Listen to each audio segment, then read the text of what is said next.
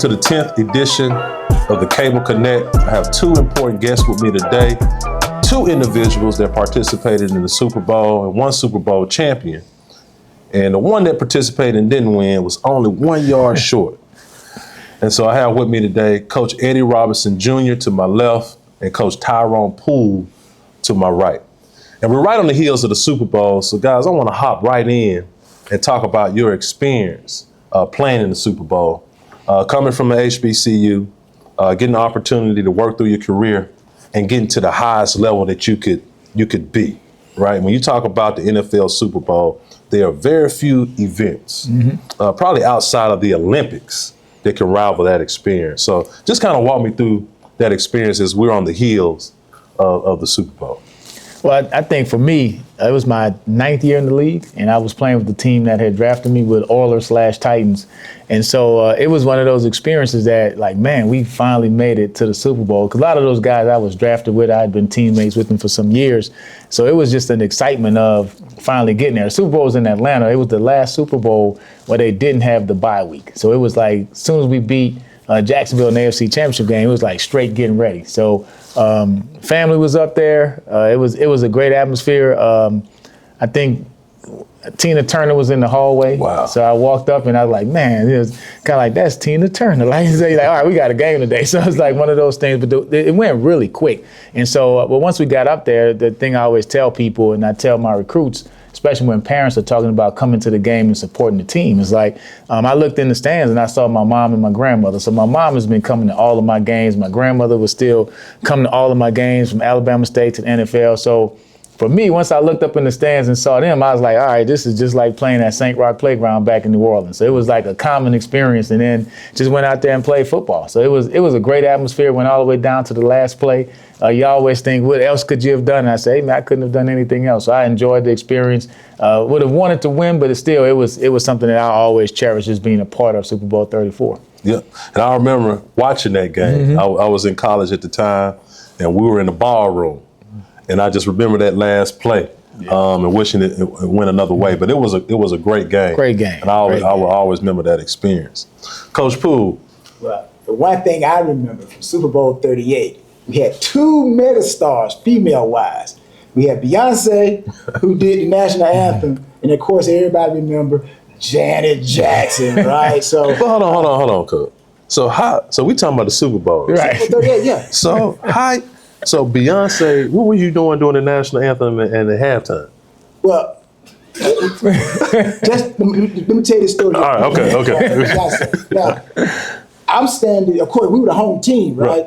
So she's facing us, Okay. right? And she was like, that's about 50-yard line. So, normally, just like Coach Robinson would know, we all stand in certain places, like, every game. I don't know whether you call it superstition or whatever, but we stand in the same place. So I just happened to be standing like about 10 yards from Beyonce. She's singing the national anthem. I'm like, oh my goodness, right? But anyways, that was one of the highlights. And then of course we didn't see the halftime because we were inside. But those moments there I remember very vividly. And then something else, an inside peek that most fans don't know is that whatever hotel we're in, right, we always go through the back of the hotel. And I remember when my first Super Bowl 38, they had tape. We just followed the tape, right? Followed the tape. And that's how they allowed us to get behind the door so people wouldn't see us out in the lobby, right? But it was a great moment, and I'll close with this. I remember our Super Bowl 38, Coach Belichick, the night before the game, he comes in, his walk and everything like that. So the crowd, the players, we go quiet. I'm pretty sure like when Coach Robinson walk in, they like chattering, and then when Coach Robinson walk in, that thing get quiet, right? So Belichick walks up to the front, and he didn't have his usual long speech, right? He got up, everybody got quiet, and he reached in his pocket. He said, first, hello everybody, and he says, tomorrow we can either play for this ring or we can play for this ring. Y'all gentlemen have a great night. That was it. You didn't have to say nothing. This is what we are here to, there is no tomorrow, right? So that's what I remember. And what were the two rings? Yeah, the two rings. Where are they? No, I'm saying what were the two rings Division championship? Oh, yeah, it was the 2 rings were the second place, which Right. nobody probably remembers or know, but the losing team does get consolation prize. Oh, wow. Right? But they don't get the big prize. Okay. So when Belichick pulled out the consolations, a little small ring, right? He pulled out the big Super Bowl ring. And of course, you know, they had won the Super Bowl in 2001 when they beat the Rams. So he pulled that one out and he pulled out the consolation. And he didn't say nothing. I'm like, there's nothing else after this, guys. Go get your sleep. There's no rah-rah. There's no pep talk. We know what is at hand. Okay. And so, quick question for both of you. Obviously, you know who's going to the Super Bowl, Yep. right? But who did you call? Like the first person you called, even though it was all over the news, right? You had to call somebody. Who was the first person you called? I mean, when what? When we were You going won the to game, yeah. going to the Super Yeah, Bowl? knowing you're going to the Super Bowl. Who was the Well, probably, I mean, everybody was there. Because keep in mind, I had played with Jacksonville for 2 years, and I went back to the Titans. So I'm playing in the city that I was still living in Jacksonville. So all of my friends and fraternity brothers, mom, dad, family, they were all right there. So after the game, it was just the excitement of knowing, hey, man, we're going to the Super Bowl. But it was, to answer that question, I do remember calling Coach Markham. I invited him to come to the game. And I had got him a ticket. And so, because he was the person that I knew that, you know, the one person that was in your life that had a lot to do with you getting there, he was that person that I wanted to come to the game. But there was a big ice storm, so he wasn't able to make it. So that's probably one of the regrets, that he wasn't able to actually see me play in the Super Bowl. So you called Coach Markham. Yep. Did you call Coach Porter? You know, I did, but Coach Porter couldn't make it. Right. Couldn't make it. But I had my pastor. I gave him a ticket. He and his wife came to the Super Bowl. Okay. Great experiences. I know you played in one more. Yes. Yes. So talk about that one. Oh, I tell people the first one really is the easiest one. Now you talk about doing something back to back. I know Coach Robinson definitely can agree with me here. Most of the times when you come in first, the first time, people say it's lucky. You lucky. So then when you try to come back the second time, they already got film to study you, right? And usually the second time, repeat. That's why you see a lot of teams don't repeat. Right. They don't go back to back because they don't prepare properly, right? They're still riding high for last year. So, and you know, that's one thing I say this real quickly. That's one thing I did like about Belichick. If you see any of his interviews or whatever with the media, they ask me, well, hey, Coach, what are your thoughts about this upcoming team? We're just trying to get through practice today. You know, he didn't allow us to think in the future, and he didn't allow us to think in the past. Right now, what are we taking care of? So, again, going back to that second Super Bowl, that was the toughest because everybody knew we were last year's champions, right? And how that football thing goes, everybody coming into a new year, when they're playing the Patriots, they say, hey, this is our opportunity to find out what type of team we got. They were champions last year. So they gave us even more. And even though they gave us more, we were still able to come back out on top again. So that second one, that is the most special one in my mind because everybody was preparing for us and we still made it to the finish line. Right. Man, I'm getting excited just hearing the stories from both of you guys being able to participate at such a high level playing the Super Bowl. But something else that both of you experienced as well. A couple of weeks ago, you received calls and you both were inducted into the HBCU Football College Hall of Fame. Yep. And so I think we may be the only institution in the nation, only athletic program in the nation that has 2 head football coaches, both going into the HBCU College Football Hall of Fame in the same class. Absolutely. So talk about that moment. Yeah, so for me, just listen to those players. If you look at those players that are in the Hall of Fame, you know, the Doug Williams, all of my heroes, you know, the Everson Walls, just the guys that I've always looked up to, Kenny Burroughs, I go on and on. And so for me, it was just one of the excitement of Shaq Harris called me. And so actually, funny story, so I'm with the coaches and I'm with my grad assistants, student assistants. I don't know what I was fussing at them about. I was fussing at them about something, right? So, and I'm just like, hey man, we got to be doing this, and this. I'm like, all right, Shaq Harris. All right, he's probably called me about the Legacy Bowl. So he's Coach, man, what you doing? I was like, yeah, just sitting here grinding, getting stuff done, recruiting, et cetera, et cetera. And so he told me, I was like, wow. So I instantly calmed down, of course, and so I was about to tell all the coaches, that when they said, well, you can't tell anybody. So, we're gonna keep this quiet till Thursday. So he probably called me like on a Tuesday, right? I'm saying, okay, I can do that. You can tell your mom, your dad, everything. So I was about to tell the coaches, and of course I didn't, and then we got back. So my mood was a lot better. Like I told them after the fact, and yeah, coach, we remember that. You did seem like you was a little bit brighter. So as it went on, so then Thursday comes, now it's the announcement, right? So I've called my mom, my dad, people that's real close to me, and so I'm like, I said, man. I was saying, when did I really get in? So I'm like, so in the back of your mind, you thinking like, man, maybe I wonder if you got the right Eddie. I don't know why that's what I'm thinking. I guess I'm such a humble person. So Thursday passed and nothing comes out. So maybe he meant Friday, right?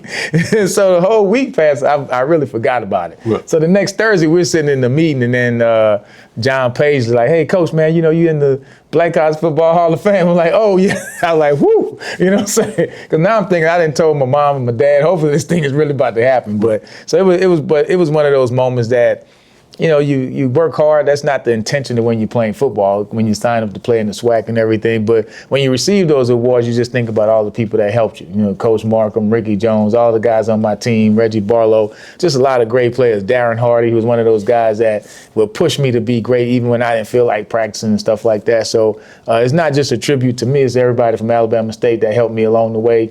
Dr. Maryland, my professors, I can go on and on. But it's not just the Eddie Robinson Award. I think it's for all of the SWAC and for Alabama State. So I just very appreciative. Yeah, phenomenal achievement. Yeah. It's humbling, man. So people tell me, I was like, and it'll probably hit me once we get closer to that day. But it's definitely a big deal. And then I think when you just look at the people that's in the Hall of Fame, it's just say, wow, my name is going to be alongside of some great football players and great men. That's the biggest thing that I like about it. Now shifting gears, what you gonna wear?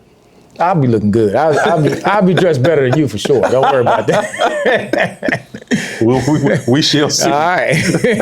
Coach Poole, what about you receiving that call? I'm going to pick up exactly where Coach Robinson started. Uh-huh. They called me as well. Uh-huh.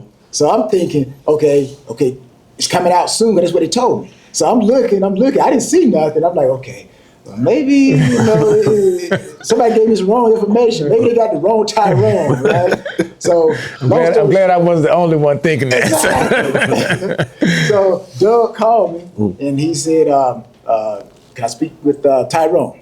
Right? I said, he knew my number. I playing jokes.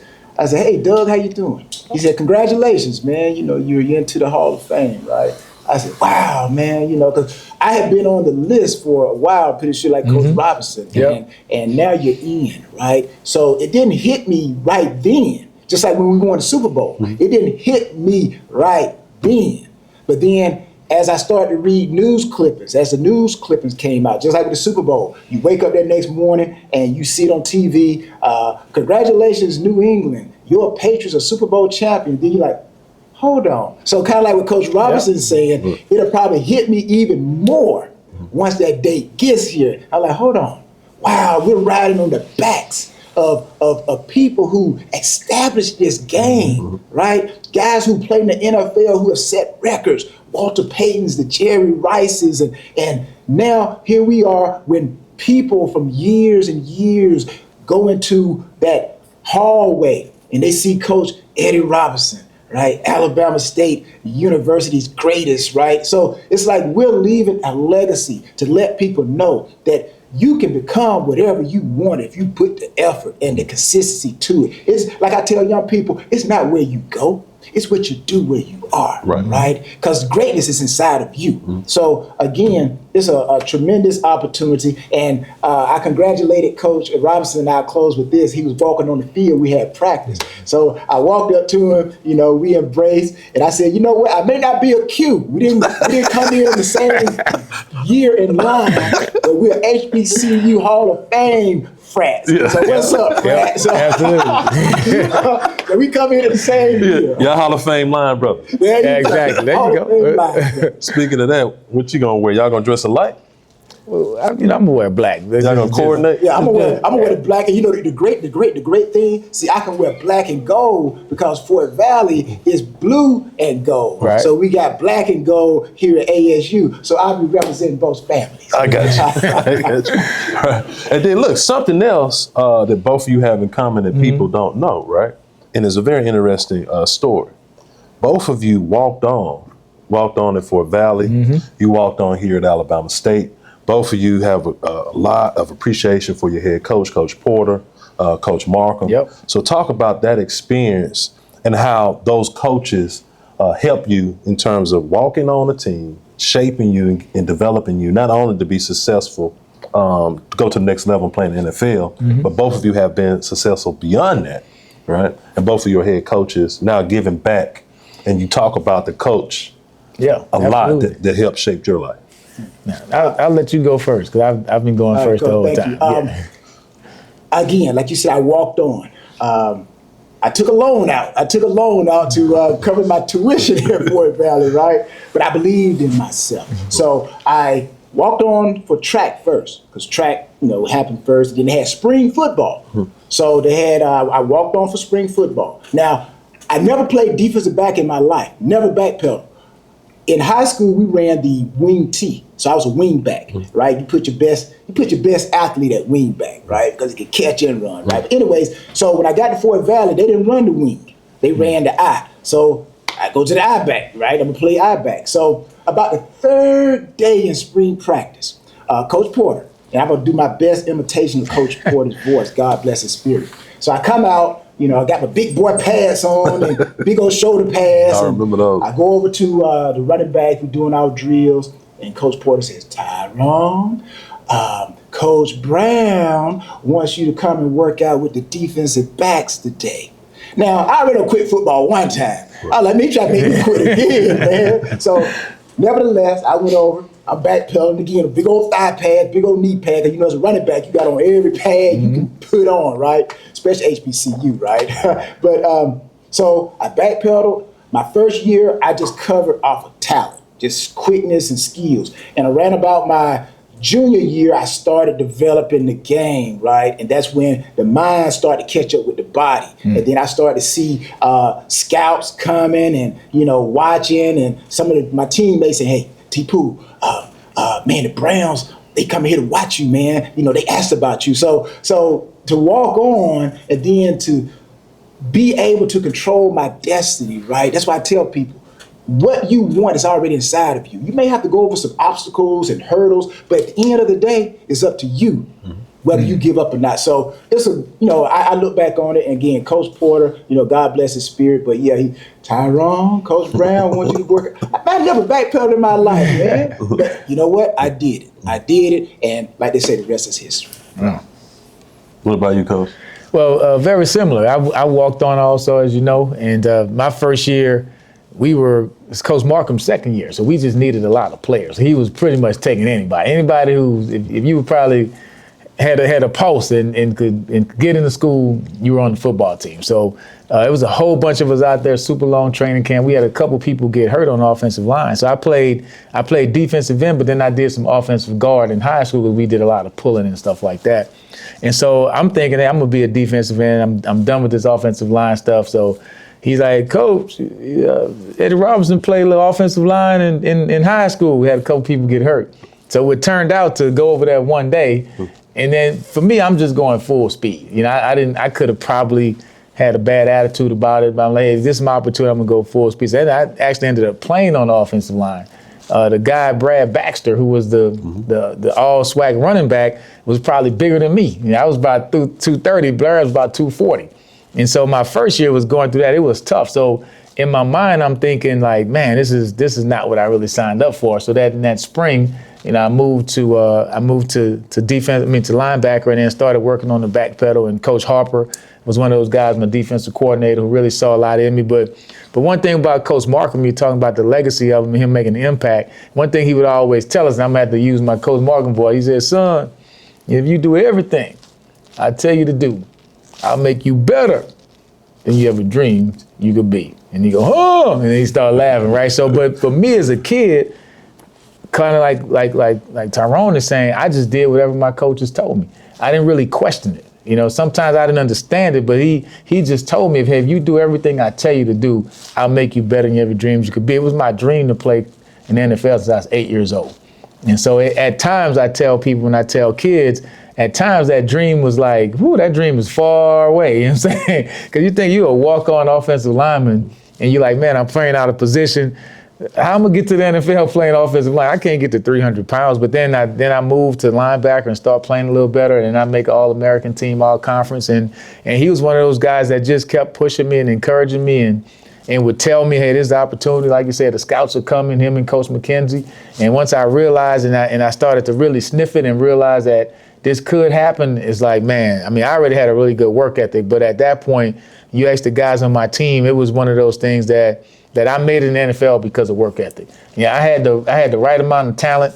I wasn't great at anything, but I checked all the boxes. You know, I had a great education, played hard, right size, height, speed, all that type stuff. And so, but it was definitely a blessing, and it was one of those things that the people in the building really pushed me to get there. It wasn't just me. It wasn't just Eddie Robinson showed up great. And I think that's the beauty of the SWAC and HBCUs, that we take guys who are underdeveloped, not there yet. We see something in them, and then we push them and develop, and we help them to get to that level. We make them get better than they ever dreamed they could be. And I think that's the beauty of HBCU football. You talk about Aeneas Williams, who was a walk-on at Southern, you know, all SWAC guy, Hall of Famer, Black College Hall of Fame. You know, Michael Strahan had the one scholarship, you know, to go to Texas Southern. So you just hear the stories about the guys of how they made it, and it's because they were underdeveloped. Somebody didn't see something in them, but then the coaches really cared about them and in the community. So I think that's what I love about HBCU football, and I'm a living example of that. So yeah, and both of you are doing that here.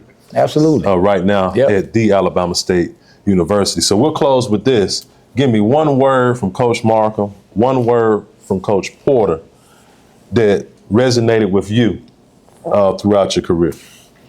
Well, I got to use two words. Coach Porter would say he wanted thoroughbreds, not donkeys. He said thoroughbreds, they were meant to run. Donkeys, you don't know what you're going to get. One day they're going to pull, and one day they're going to sit down. He said he wanted thoroughbreds. Yeah. Yeah, so Coach Markham, I think it's impossible to give one word, but I think one of the things I remember more than anything, and I share with the kids today, is that it sounds real simple. Do what's right because it's right. Yeah. That was about as easy as you can go in life. Do what's right because it's right. Right. And you'll be okay. All right. Do what's right. Because it's right. And be a thoroughbred. I think that's a great point to end. The Cable Connect Super Bowl edition.